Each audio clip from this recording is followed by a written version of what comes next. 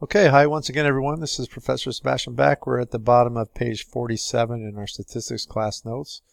We're talking about scatter plots for regression analysis. We just talked about the trend that we might see in a scatter plot. Now we're talking about the strength of the association that we might see.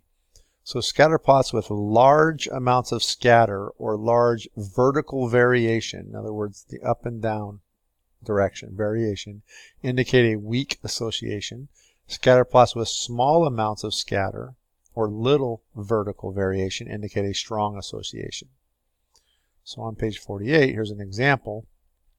Again, imagine drawing a line through the middle of this scatter plot. I apologize for these purple lines. They got there when I was scanning the document somehow, but don't worry about them. They're not supposed to be there.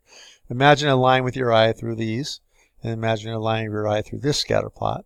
Notice that this scatter plot is clustered much more tightly around the imaginary line that's through the middle of them, and there's less vertical variation from that line.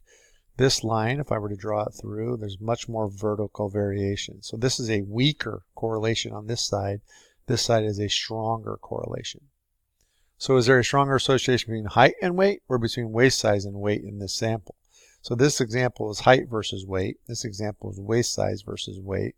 So weak correlation here, stronger with the waist size. So there seems to be a stronger association between waist size and weight since there is less vertical variation in the graph than between height and weight. So we got trend, we got strength, and now we need shape. And the only shape we're going to be looking for is, does it seem like a line should fit through it? So we want to see if it's linear.